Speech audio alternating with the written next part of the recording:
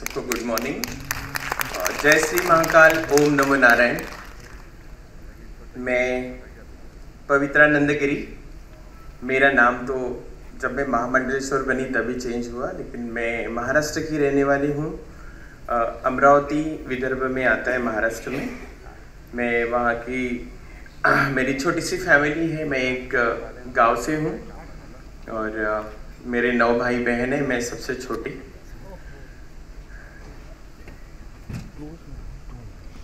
मेरे बारे में क्या बताऊँ, बहुत सारी बातें हैं जिसमें बहुत सारी खुशियाँ भी हैं, बहुत दर्द भी हैं।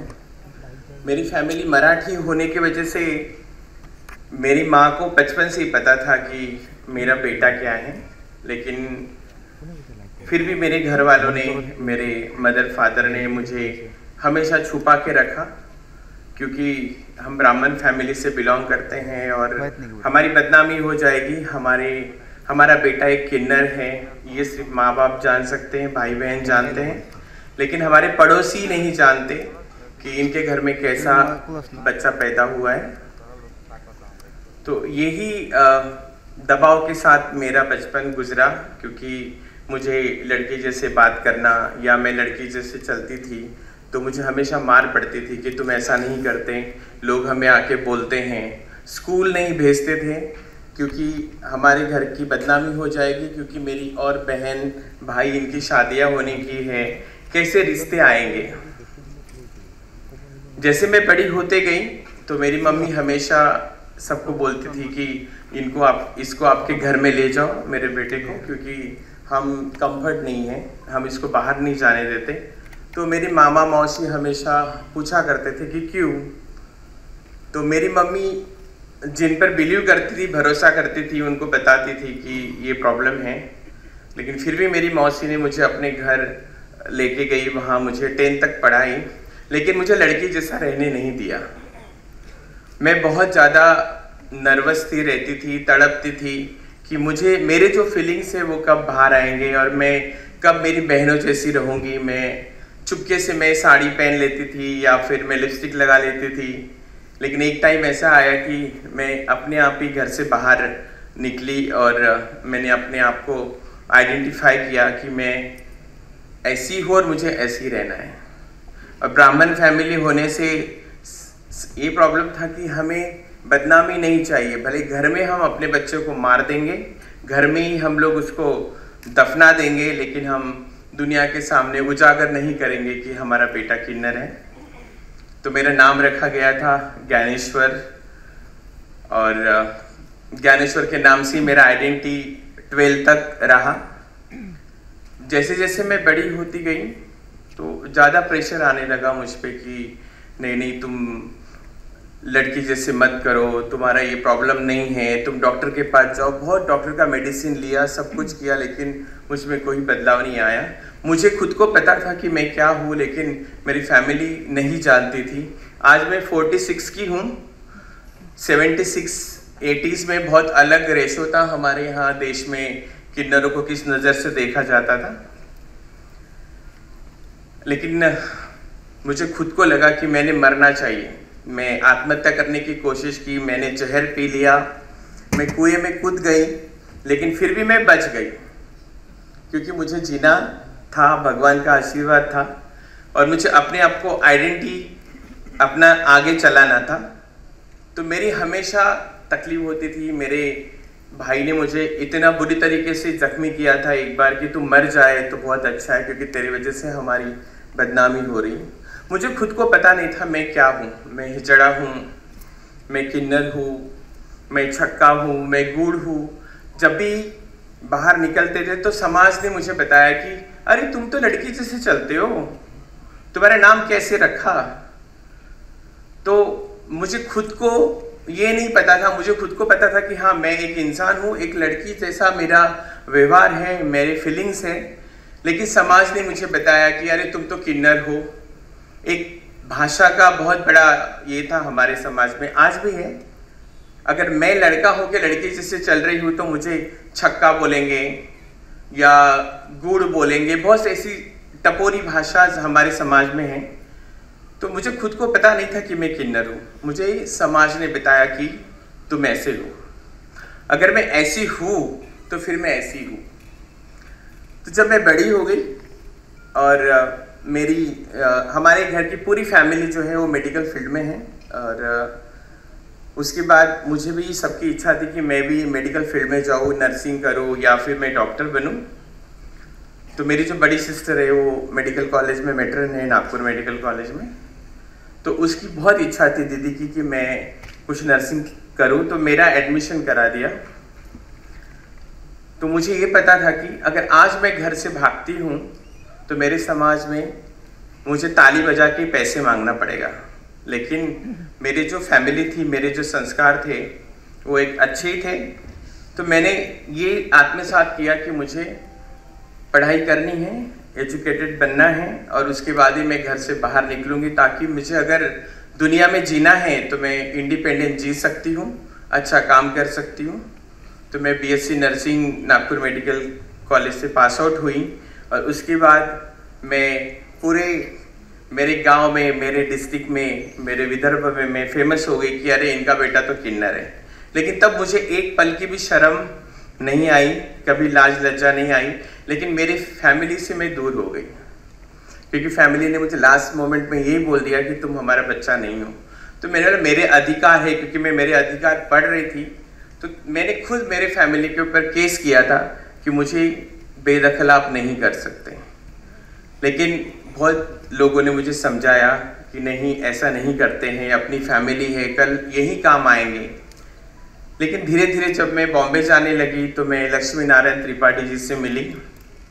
मेरा एजुकेशन कंप्लीट हो गया था और मुझे मेरे जैसे लोगों के लिए काम करना था विदर्भ में। तो हम सफ़र करके एक ट्रस्ट था, वहाँ पे हम लोग हमेशा जाते थे। वहाँ जाके मैंने उनसे बात की, अशोक राव कवि से, कि मुझे अपनी कम्युनिटी के लिए काम करना है और मैं किन्नर हूँ, लेकिन मुझे अभी इससे कोई लाज लज्जा नहीं है, मैं मेरे फैमिली को भी संभाल लूँगी और मेरे समाज को भी। तब जाके मैंने एक ट्रस्ट ओपन करी विदर्भ में, फर्स्ट सारथी ट्रस्ट। आज भी हमारी ट्रस्ट नागपुर में चल रही है। तो हमने सिर्फ हमारी कम्युनिटी को आइडेंटिफाई किया कि हमारे कम्युनिटी के क्या प्रॉब्लम्स है। मैं इतने अच्छे घर की, बहुत पैसे वाले घर की होने के बाद भी मेरे घर वालों ने मुझे इतना तकलीफ दिया कि मैं मरने पे मजबूर हुई। लेकिन भगवान की इच्छा बहुत अलग थी, क्योंकि किन्नर हिजड़ा ये हमारे फैमिलीज को उस टाइम पता नहीं था, और हमारे देवी देवता, महापुराण सब में हमारा उल्लेख था, लेकिन किसी को जानकर भी लोगों ने हमें अनजान रखा, हमें समाज में आने नहीं दिया। कभी हमें मंदिर जाने का प्रॉब्लम हुआ, कभी हमें चर्च जाने का प्रॉब्लम हुआ, या कभी घर में पूजा या भाई बहनों की शादी है तो हमारे घर वालों ने हमेशा दूर रखा। जब घर वालों ने दूर रखा तो समाज तो फिर अपना काम करता है, वो समाज है। समाज आज भी मेरे मदर को, मेरे भाइयों को, बहनों को टीच करता है कि अरे तुम्हारा भाई तो आज टीवी पर आया, तुम्हारा भाई तो आज ऐसे किया।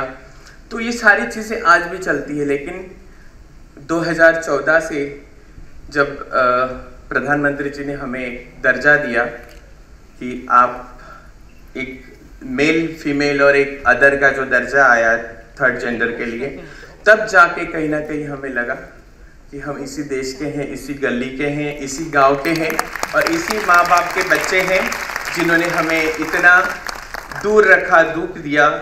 अभी तो मैंने रोना भी छोड़ दिया। पहले मैं बहुत इमोशनल हो जाती थी कि इतनी तकलीफ, भाई बहनों को छोड़ के, मम्मी पापा का प्यार नहीं, भाई बहनों का प्यार नहीं, किसी को भाई बोलूँ, किसी को भाभी बोलूँ, कभी ये हमने नहीं किया। लेकिन मेरा एजुकेशन मेरे काम आया और मैं घर से बाहर निकली। और 2014 में हमने, जब हमारे मोदी साहब वो हज़ारों साल जियो और हमारे देश को ऐसे तरक्की पे ले जाए, मैं उनके लिए दुआ करती हूँ, उनके लिए प्रे करती हूँ, भगवान से आशीर्वाद करती हूँ। उन्होंने जब 2014 में हमें थर्ड जेंडर का दर्जा दिया तो कहीं ना कहीं लगा कि हमें तो अभी ज़बरदस्ती से घुसना चाहिए, मंदिर में घुसना चाहिए, हमारे प्रॉपर्टी में घुसना चाहिए, कि जो हमें माँ बाप ने बेदखल किया है, भाई बहनों ने बेदखल किया है, तो ज़बरदस्ती से हमें लेना चाहिए, या मैं मेरे राइट्स जान सकती हूँ, या मैं कोर्ट जा सकती हूँ। तो 2014 में हमने ऐसे ही डिसाइड किया कि हमें कुछ करना चाहिए। तो हमने किन्नर अखाड़ा उज्जैन से शुरुआत की, और वो हमारा भी कॉन्सेप्ट नहीं था, किसी और महाराज का था। तो उन्होंने हमें बुलाया और बोले कि ऐसे ऐसे हमें करना है। तो मैं 10 किन्नर तो ऐसे ही ला सकती हूँ। 10 की जगह हम 5000 जमा हो गए, और किन्नर में हम उज्जैन में हमने हमारा किन्नर अखाड़ा स्टार्ट किया। सनातन धर्म से जुड़े, क्योंकि हम हिंदू हैं और हिंदू के बच्चे हम सनातनी हैं, और जब तक सनातन हमारे देश में हैं तो हमारे देश को किसी का डर नहीं है। और सनातनी में इतनी ताकत होती है कि वो अपना भगवा लहराए, या जो भी हमारे कलर्स है इतने सारे दिए हुए हैं, वो हर में एक ताकत है, हर में एक कोशिश है कि हम कैसे आगे बढ़ सकते हैं। तो यही झंडा लेके हम सनातनी का हमने देश से निकले, चलने लगे। तो लोग अपने आप हमारे पैर में आने लगे, झुकने लगे, नमस्कार करने लगे। क्योंकि एक टाइम ऐसा था कि अगर हम गली से भी जा रहे तो अब माँ अपने बच्चों को अंदर बंद कर देते थे कि बेटा बाहर मत निकल, ये लोग आए हैं।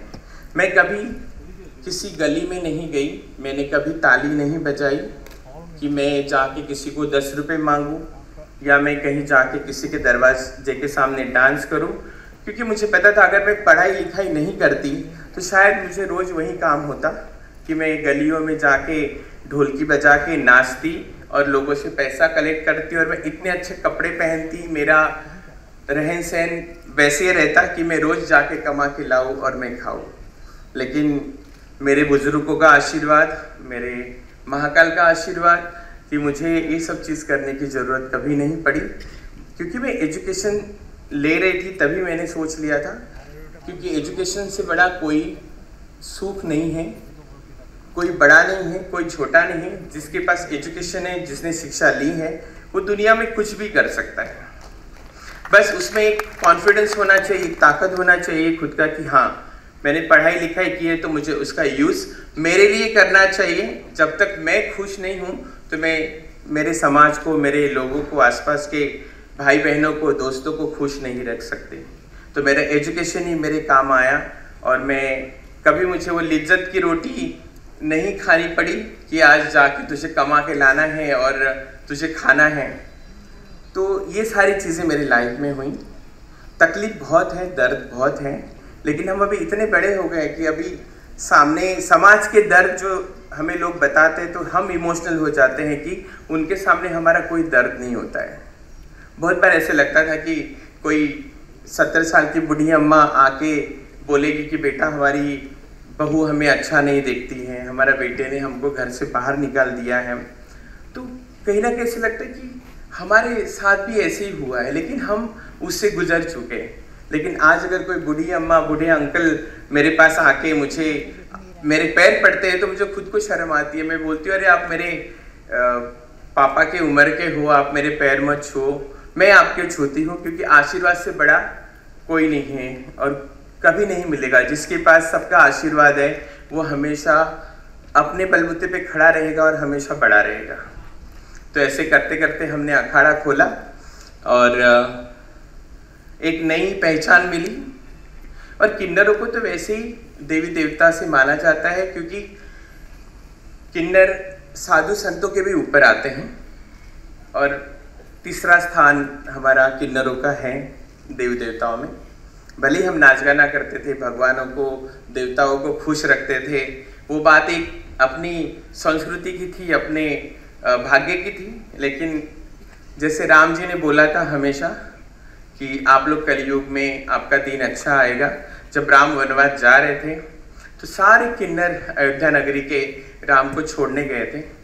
जब राम ने नदी पार की तो उन्होंने बोला कि नर नारी सब लौट जाओ, लेकिन किन्नर वही रहे।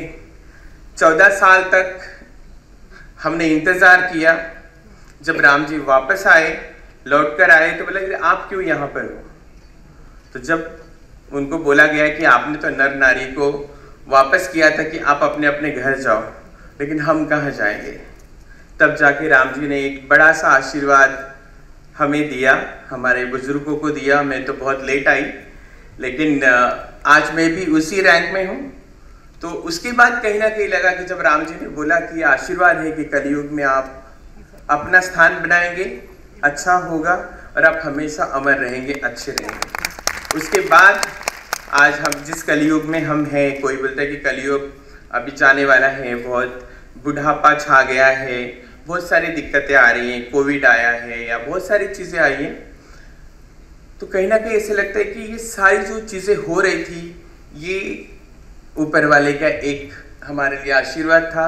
और आज मैं फर्स्ट टाइम मैं बहुत बोलती हूँ, लेकिन मैं हमेशा साधु संतों के साथ कॉलेजेस में जाती हूँ, लेकिन आज मुझे लोक मंथन में आने का मौका मिला और मैं यहाँ पर आके आपके सामने बहुत ज़्यादा बोल रही हूँ। और मेरा ये कॉन्फिडेंस है और आप सबका आशीर्वाद है, आपका प्यार है कि मैं आज आपके सामने खड़ी हूँ।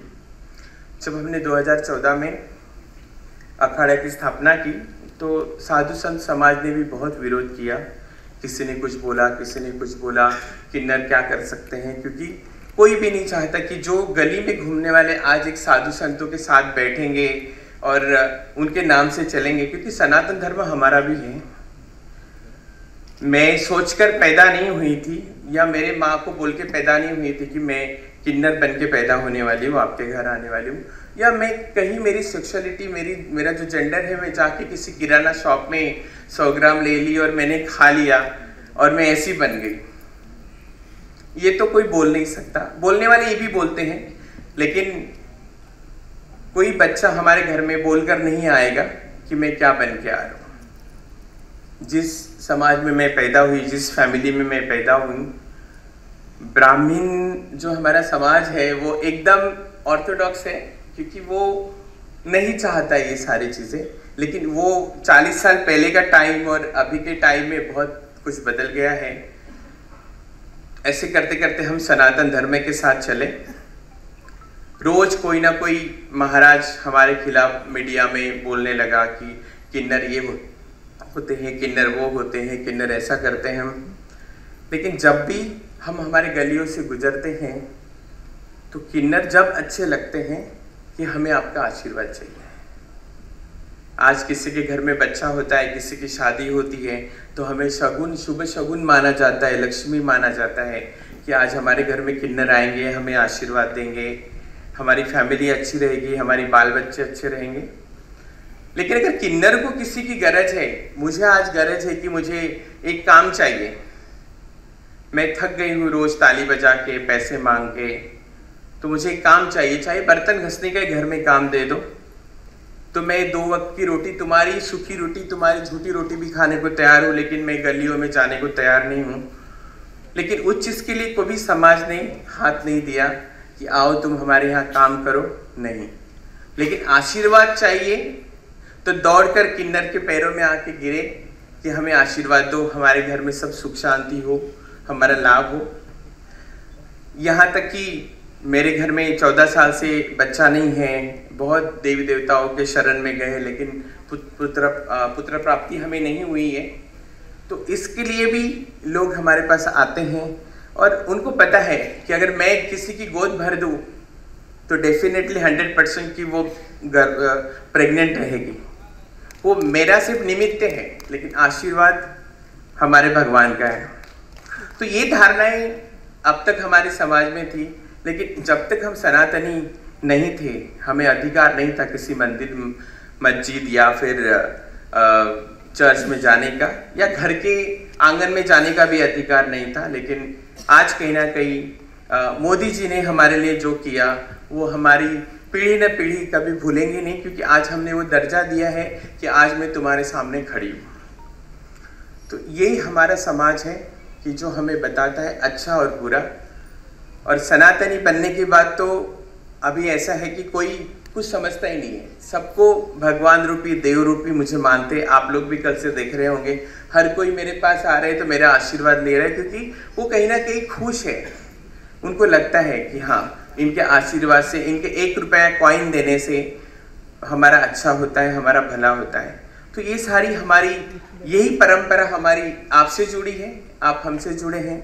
आज हम जिस तरह से बात कर रहे हैं यहाँ पे 2 दिन से, लोक मंथन की, लोक परंपरा की। तो ये परंपरा चलती आई है और अभी आगे भी पीढ़ी न पीढ़ी ये हमारी परंपरा चलेगी। शक्ति का वास हर जगह है, हर इंसान में एक शक्ति है, क्योंकि अर्धनारी नटेश्वर आप सभी जानते हैं, शिव जी ने बहुत त्याग किया है, बहुत कुछ किया है हमारे लिए, हमारी सृष्टि बनाने के लिए। उन्होंने जब अर्धनारी नटेश्वर का रूप धारण किया तो कहीं ना कहीं शक्ति को एक किया, क्योंकि एक मर्द में भी उतनी शक्ति है जितनी एक औरत में है, और हम तो दोनों के बीच में हैं।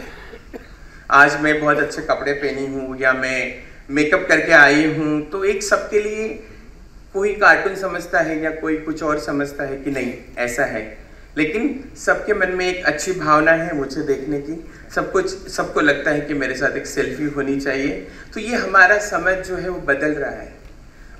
मैं जब 2014 में फर्स्ट टाइम वोटिंग करने गई थी तो आपका समय 1 मिनट बस, तो कहीं ना कहीं ऐसा लगा कि मुझे शायद कभी ये हक नहीं मिलेगा, लेकिन होता ना सबका साथ सबका विकास। आज जो हमारे देश में है उसमें हमारा भी कहीं ना कहीं बहुत बड़ा हाथ है, हमारा आशीर्वाद है।